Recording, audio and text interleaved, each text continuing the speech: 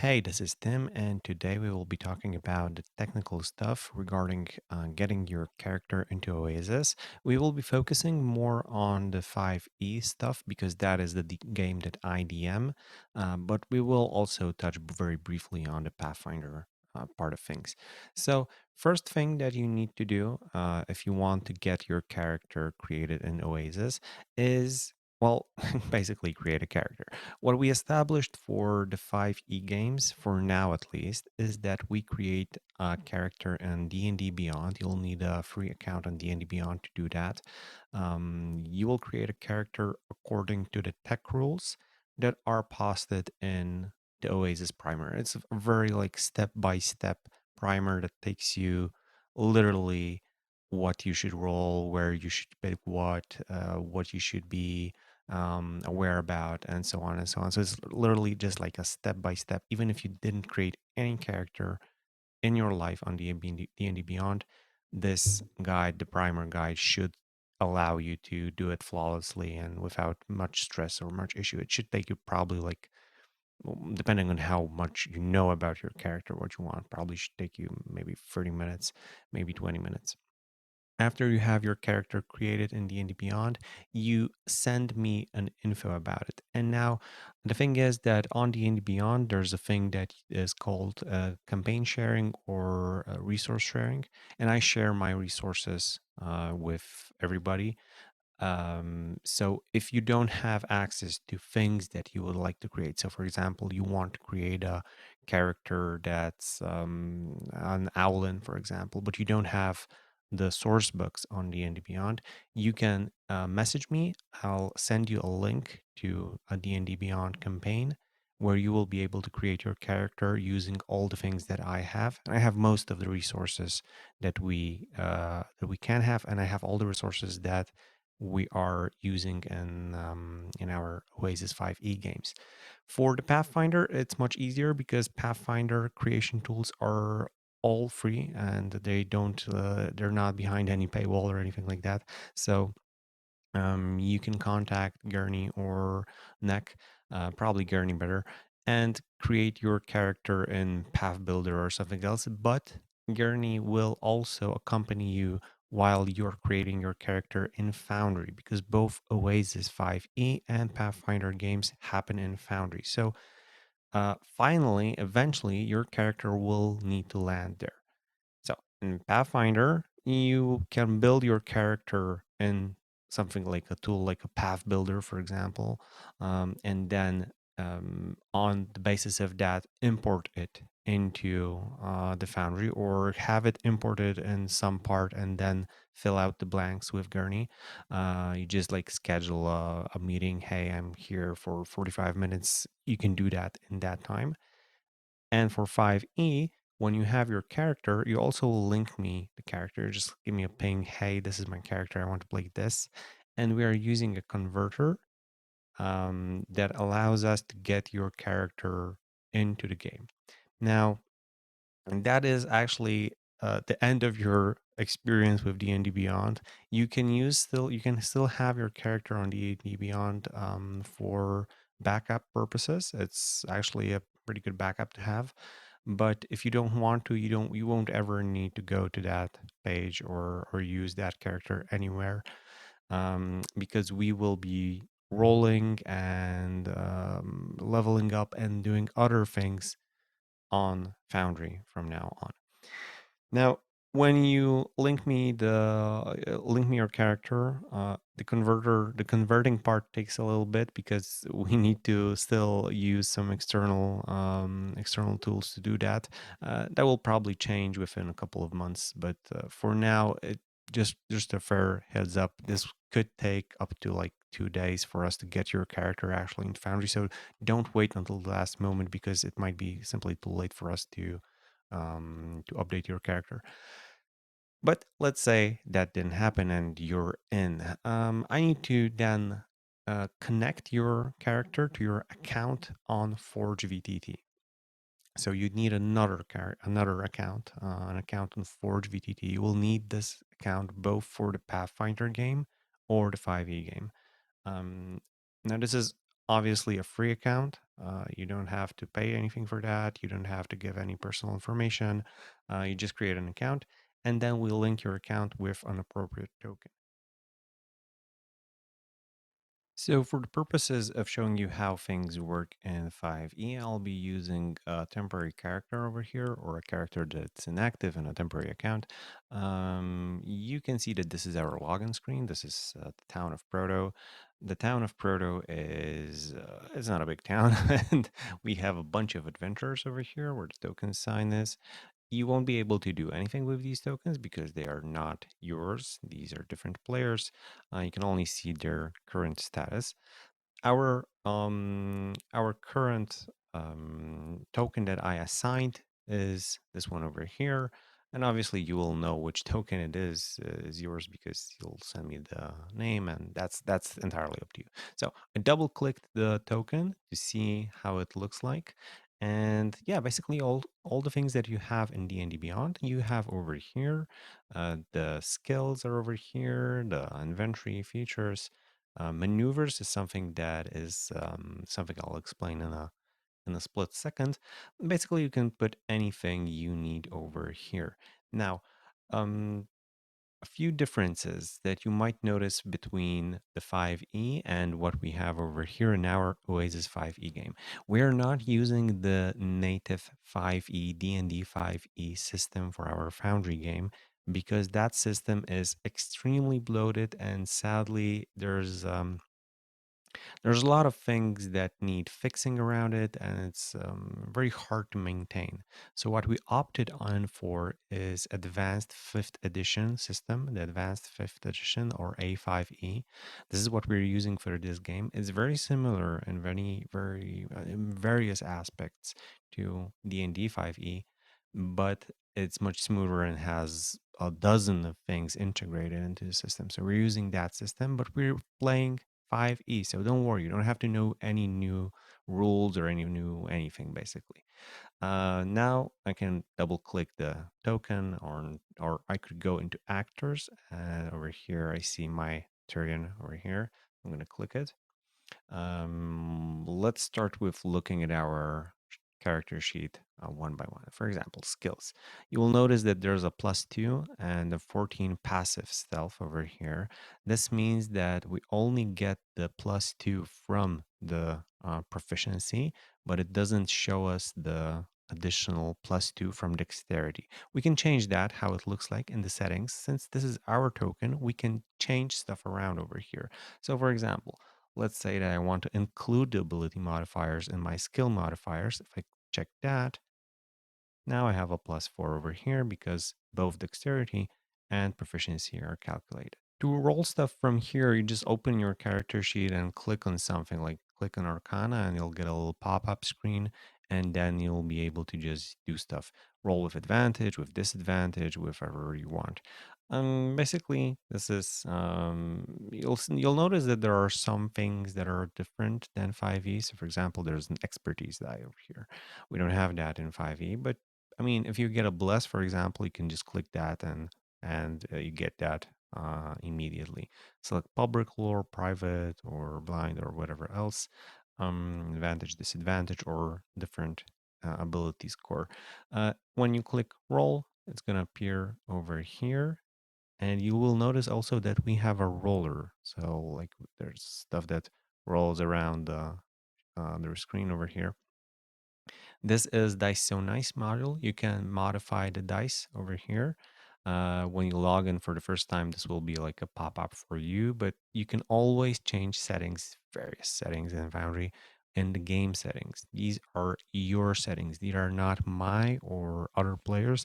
You set them for yourself. So if you want to change your dice, how they look like, you go into Dice So Nice, click on this, and after a second, you'll be able to change dice. Like, let's go to spectrum and change it to leopard, or let's go to Foundry VTT, but go into iridescent and have a courier font, and let's change one color to red. You can see it is extremely like flexible. You can do whatever you want here, and there's different settings for different things over here. And these are your specific player settings. So don't be afraid to fiddle with them. You can always revert to changes. Nothing's going to happen, really. The stars over here, these tell you that you are proficient in something. Later, we have our inventory. Now, over here in the inventory, we'll have a few different icons that we need to make sure we notice. First things first, if something is green, it means that it's currently worn. And for example, over here I have a backpack that is not carried. It's like there's like a little home icon. This means that this is somewhere in your town. You don't have it on you or with you even. Soon we will have a new container system also, so you'll be able to put things into the backpack and like exchange backpack with something, with someone. So that's going to be pretty cool. But for now, we don't have that, but we do have still the inventory very functional. So there's one equipped. It's green, and there's like a little shield over here. You can carry something also. So if I click it once, it's carried. Let's go. It's a little DHL guy. And if I click again, it's going to be equipped, just like that. If I click anywhere on the bar, it's going to expand for a description. There's also a little icon that shares the item description. So if I click this in the chat, this will be shared with all the DMs. If I go to public role and click this, this is now shared with everyone. So you can select also how this is displayed. There's also the little star icon here. If I add it to favorites, it's gonna be here in my core stuff. So these are for things that you constantly use. So if I constantly use my scimitar and I don't want to go into inventory each and every time, I just can add it to my favorites and it's gonna be there. Next up, we have things like, okay, so wild shape. Oh, we were in inventory, sorry. Should I tell you anything else about this? Yes, there will be times when I'll ask you to change something in your inventory or add something or swap something. You can add an item by using the plus sign over here. You can search items for it by using the search bar. There's also, roll out all information and stuff like that. So there's different ways. Filters. If I filter a bonus action, I'll only see things that are bonus action connected, non-bonus action, and revert. So keep in mind that if you select this, close your character sheet, and open it up, and you don't have anything in your inventory, that's because you forgot about your filters. Yeah, so this is that. But if I would ask you to change something in your item, well, you don't have a way to do that, right? Well, not exactly. You can unlock your character sheet by using this little padlock over here.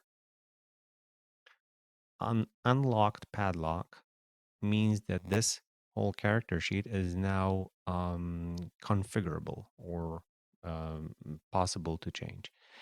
Instead of the share Instead of share item description, I now have three dots. I can delete the item, I can duplicate it, and I can configure it. Let's configure the Quarterstaff. By clicking on it, I have the description, properties of the weapon. It weighs 4 pounds, the one quantity, this is the price, and so on and so on. I can change basically everything over here.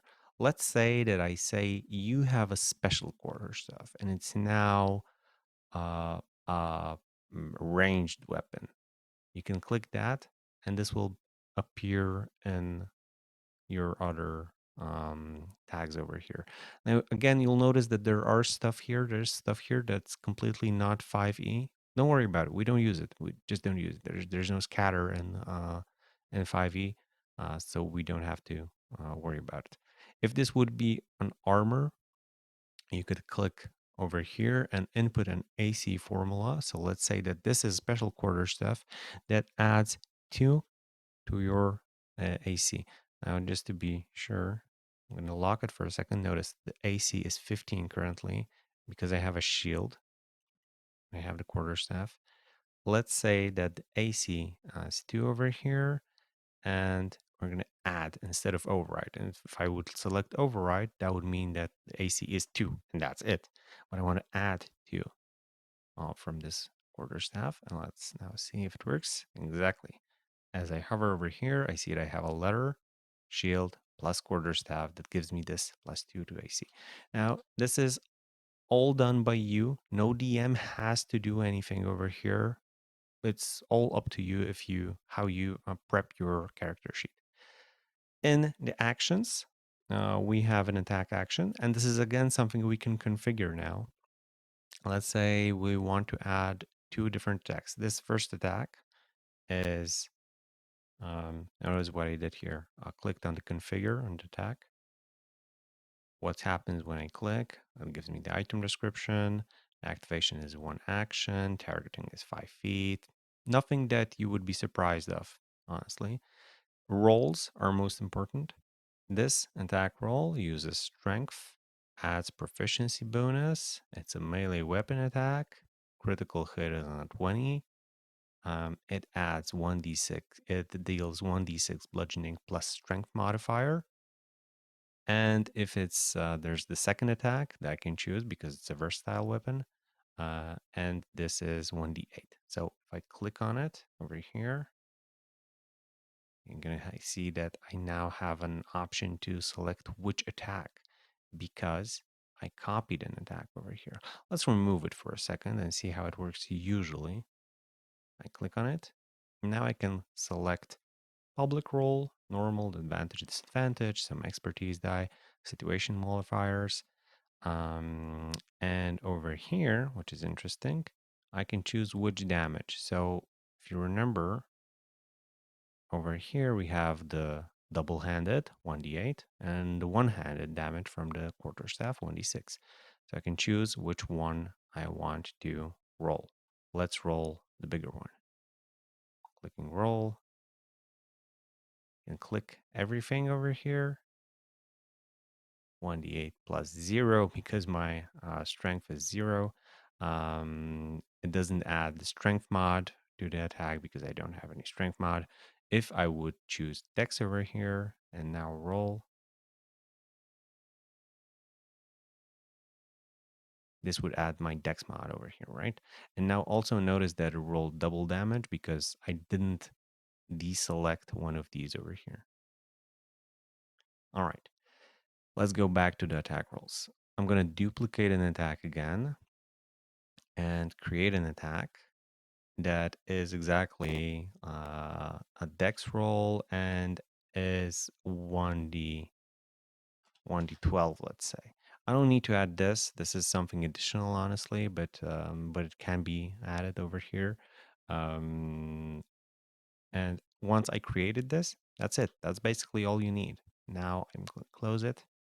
And you see that I have 2 attacks over here. If I click here, I can choose the attack which I want to make. Or I can just click directly here and I have my 1d20. I do a 1d20 over there. And over here, oh, that was the 2 hit. Yeah, so I have my 1d12 die for the damage. Should be somewhere here. Yeah, 1d12. And the normal regular attack over here, which is just the simple 1d6 or 1d8. And since we are talking about damage, um, to apply some damage to yourself, you can just click uh, over here, right click on yourself and do -5 and push enter on over there. You can also hover here and apply damage to yourself. Let's say you're a barbarian and you have resistance to damage, or you cast some absorb elements or something like that. You can also apply half damage, quarter damage, or apply damage as a healing. So if somebody rolls healing over here, you just hover here while having your token selected and just click apply healing. Nothing, nothing fancy about that. A fancy thing over here that we're still trying to fix a little bit, but is there, is that if you apply damage while you have casted a spell earlier, it will prompt you for a Constitution saving throw because I'm concentrating on something. Let's roll. It seems that Tyriax cast enhanced abilities sometime in the past. So and he succeeded. So this is a prompt that just automates and tries to remind you that if you're concentrating on a spell, you're gonna need that roll to happen. But notice that it did apply the current HP. It's no longer 24. I can obviously also apply it over here. So just like add 24 and my HP bar is all up. Okay, so this was the inventory. We looked at how to change stuff in our roles. We can also go into features. Now, everybody has different features, obviously. Some of them are resource based. So, for example, wild shape, if I click on it, I'm gonna be prompted to how many uses and stuff like that. Uh, you can also see here there's a damage roll here. Why would there be in a wild magic a damage roll? But this is basically just gives you the hours, the amount of hours that you are allowed to wild shape in. So this is not a roll per se, so we don't worry about it much. So don't be surprised that you're prompted for a roll when you're using wild shape, for example. It's just something that has to be over here, and slowly we're fixing stuff, so it works perfectly and smoothly. Yeah. Okay. So we'll notice that it drained you that 1 points of resource over here. You will get it back on a long rest. Speaking of features, we're also advancing or leveling up our characters over here with on Foundry. So when you level up and you want to add a feature over here, I mean, you will need to know your character and what you can do and what you can have. So, uh, well, I mean, if you create a character, I imagine you are aware of the leveling, but if not, you can always either go back to D&D Beyond and use the books that I'm sharing and to look up what you get, or you can go into compendiums and into books and see how your character progresses over here. Um, let's say that on a level up, you want to add a class feature. I'm just making things up on the fly right now, so never mind me. Class features we have in our items. This is a little bit strange for people, but Foundry doesn't understand things like feats not being items per se. So it's found in the items tab. We have feats and we have class features. Let's say that we want to add, let's do something random here. A hex warrior. It doesn't make sense, but we'll just add it so or so. Our character sheet is locked or unlocked. It doesn't matter, honestly. Drag it and drop it on my character. Now you'll notice that it appeared over here. I have one use. I can unlock my character sheet again, go into configure, see stuff if it works as I'm intended, as it's intended to work. There's no rolls over here because it doesn't require a roll. But yeah, this is something. This is how you basically add stuff. Let's add a feature now. Classic feat. Let's say I'm on level 4. And I'm now adding the Dwarven Fortitude, which makes even less sense, but just for an example. Dragging it, dropping, and it's over here. I can add a category to it in the properties. So let's say this is a feat, and now it's going to appear in my feats. No actions, no effects. Let's see. This increases my constitution score by 1. This is an interesting case, by the way. Some of the things are already set up by the DM, some of them are not. So, for example, here we have a Constitution saving score level up by 1. We don't see it reflected over here. That didn't apply because this is not automatic, not yet at least. We can easily change that by going into effects of this feat over here and adding an effect. I'm going to call it con, added by clicking plus here. And over here, constitution value, I'll go 1. Notice my constitution over here. And I'm going to Set the priority to 20. Priority is basically how important a thing is for Foundry. If I would have two things, one will be decreasing my constitution, one will be increasing, the priority tells the program or the algorithms what is more important. Obviously, the higher the better. A classic is 20. If something has a 20 priority, that means it's super important and it should apply. I'm going to close this. The constitution is still 15. Close this. Now, we'll see that nothing changed. Why is that? We didn't yet, at least, change, apply the effect to our character sheet. This is an on use effect. So I'm going to have to go here again, and I forgot to change the properties. It's not on use, it's a passive effect or a permanent effect, rather passive. Now, nothing changed still, but now if I apply the effect to my actor, close, you'll notice that this appeared in my effects tab. I can toggle it off if I want, but I don't want. So this is going to be over here for however long I want. This is very useful for stuff like lights, for example, and things that you want to add temporarily or not. If you have, for example, I think somebody cast the mage armor some time ago.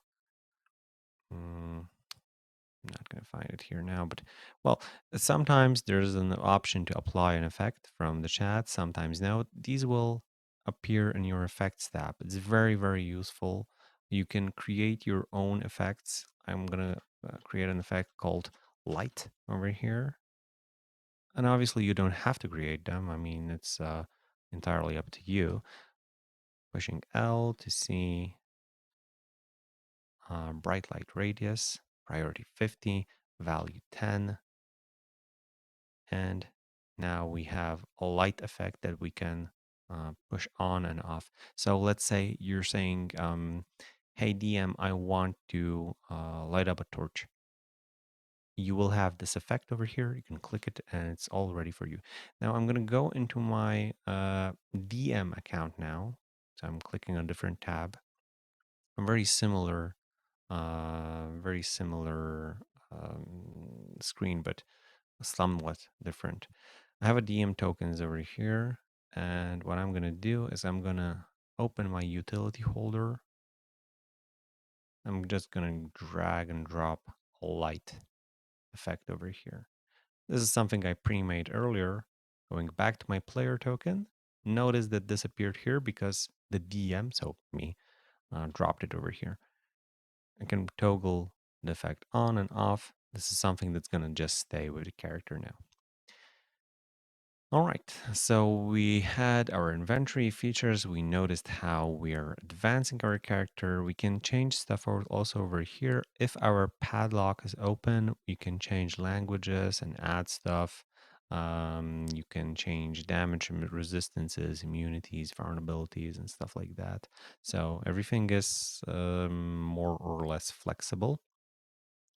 Maneuvers tab is something that is A5E specific, although maneuvers are existing in D&D 5e, but we just don't use it and we don't call it like those. At least usually people don't, but they do work the same way. But if you don't want to see them, you can go into settings and hide the maneuvers tab by deselecting them and they just disappear. All right. Bio and notes. I don't think I need to talk much about those. I imagine that this is understandable. It's gonna be here. Spells. Not much to talk here. Also, if you want to change your spells, add spells. Let's say you level up and stuff like that. You won't find them in items like feats and class features. You'll find them in compendiums. Compendiums are over here. In Oasis specific compendiums, you'll find Oasis spells. Let's add Acid Splash over here. Now let's add something different. Let's add calm emotions over here. I'm sure that you didn't have that spell. I'm just going to click on it, drag on it, and drop it over here. Should be somewhere. Yeah, it is over here. Whole description and stuff is over here. You can click on the conditions to see what they mean and just cast the spell using different spell slots. For this spell specifically, I need to use a second level spell. I can click don't consume resource for some reason. It's going to place a measured template. Let's roll. And it appears over here. Gives us a little chat box over here. Gives us charisma saving throw requirement. Everything is basically, yeah, everything is basically very automated. To delete like a template like this, just go into over here and hovering, push delete, and it's going to go away. Speaking of the left panel over here, there are different things over here you can use. This is the basic that you use all the time. You can also click this and target someone for an attack, for example. You can use measuring distances, like just measure distances. And travel pace is a module that it will let you calculate some stuff if you need to do that. Alternatively, to target creatures, if you don't want to use this because this is somewhat cumbersome, you can Alt and left click or hover and T. That's going to do the same thing. There's measured templates over here, so you can have measure different stuff. We have the freeform drawing, very useful for maps, texts, basically all the basic stuff. Not going to delve into it because this is, yeah, as said, very basic. An important thing that you will find, however, is on the left side the simple calendar modal. And the simple calendar is the in-game time. This is something that is super important in Oasis because the in-game time influences your gold, your adventures, basically everything. So, if you open the simple calendar, and you can do it by going here and clicking SC, or I don't think you can open it by the small little thing here. No, the small time does just gives you an info of where it is. So, simple calendar, you can add a note, you can check stuff. For example, over here we have some notes. What is it? Days of challenging. That's fine. Over here, Hills Gold, New Dawn. Sometimes things will appear over here that are meant for you. Sometimes you can also add stuff by yourself. So, for example, let's add a note over here.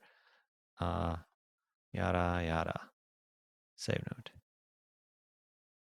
note. Close. This new note tells me that it's yada, yada. I can push a notification that will ping me. Well, it won't ping me because it's in the past, but it could ping me technically. Yada, note, save, close, then click save. And yeah, it's basically just that. So that's that. What else should I show you? Going back to my selecting tokens, opening my character sheet. Initiative is over here. Hit die, AC, going to sleep, resting. Basically, if you go to rest, you can gets a little bit of health back by rolling your hit die. Uh, this automates stuff a lot, and it also auto applies the healing to you. You can also click long rest. Again, resting in Haven, Fatigue, or Strife. We don't use that in 5e in our games, so this is a 5e specific. Don't worry about it. Inspiration point. If you are inspired, you get an inspiration point by various things in Oasis. That's all mentioned in the primer. Strife, fatigue, not worrying for us at least. What else should you know? You can right click on your character and, for example, change your height to 15 feet or -1, and then you'll probably disappear. Uh,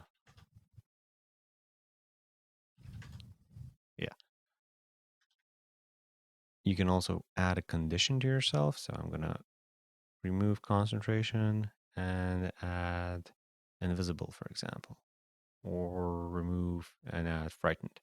Very useful for remembering things. Notice that these also appear over here. You can right click on that and delete that from that place as well. Um, we're not targeting ourselves, so that's useless. And toggle combat state, that's something that DM usually does for you. Last thing in Foundry, well, actually, not last thing in Foundry. Another thing on the top, you'll have some navigation bars. You can click on the Oasis player map and see how current Oasis looks like for us. This is something that players already explored and sometimes mapped, sometimes no. Let's click on whatever location we have here. For example, the Forester's Camp. If I double click on it, wait a little bit, you'll notice that Wikipedia page appears. This is basically our wiki. We have the Oasis West Marches campaign wiki. All the locations that you know should be roughly there. Some of the locations are not confirmed or not mapped. This is all additionally described in the primer. So very easy to define how this basically works. But this is a very in-game use tool. If you're traveling and let's say you're not moving this token because I set it so that it's impossible to move by players. Let's say that you're on this map and I am moving your token along the way. You notice that, hey, we're nearing the let's say the Kruthick Woods. So you double click on the Kruthick Woods and just quickly refresh your knowledge about this place so you are aware where you're going to. This is good for planning routes and basically moving around the whole place, m- trying to figure out how and where you're going to get. Going back to Town of Proto for a brief second, you probably also noticed that there are different things in the town over here, like a general store, an arcane shop, a commission place. This is basically how we deal with shopping and with economy and Oasis. So let's. I have my token selected right now. I'm going to click on adventuring gear. Notice that the cursor changed on the map. It's like on a regular cursor, and now it changed the little hand. This indicates that this is a clickable thing. So I'm gonna having my token selected over here. I'm gonna click on the adventuring gear. My token moved towards the adventuring gear shop, and it opened a shop. I can now go here and just like buy something. So for example, if I want to buy a bedroll, I just click buy. It tells me I will need to pay 1 gold piece. I will have 1 bedroll from that. Click buy. This is gonna go out from my gold pieces, but now I have an additional bedroll in my inventory.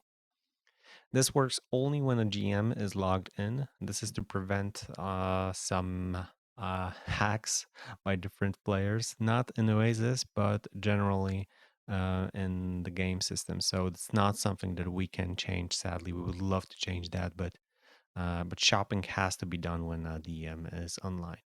There are various shops you can look up different places: potions, stables, Fletcher, whatever you need. There's a job board also. It's slowly getting updated. It takes a lot of time, sadly, to do that, but you can just poke around over here, and this doesn't require a DM to be over here, so you can just go around and check stuff, what's been done or what can be done.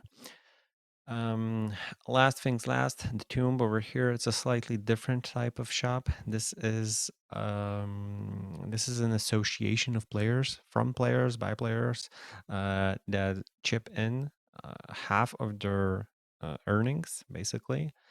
And by doing that, they're able to like use some common items that people bought or found or deposited into.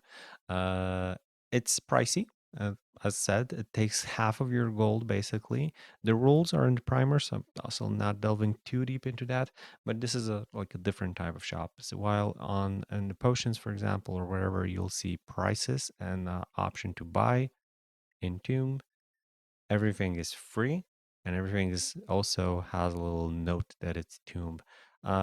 This is for you to easily find it after the session, because after the session we are also going back here and then clicking sell items and depositing stuff back in Tomb. The town is elastic in a way. It's changing. It's evolving, and yeah, it's definitely not set in stone. Okay, this was longish, but I guess useful introduction into how Foundry, Forge, and stuff works. I hope this was useful for new players, especially. If there's something I missed or something that you would like to know how stuff works, don't be afraid to ask in the main chat uh, or wherever you find me. This is basically why I'm doing this, to make things clear and to make sure that you get everything and how it works and why it works. So have a great day, great night if it's that hour. Poke around and forge if you already have the ability. The forge is up 24/7. It doesn't require me to be there. Look at your settings, fiddle around, change stuff, do stuff your own. Um, I guarantee that you'll have fun. Thanks for watching and have a great day. Bye.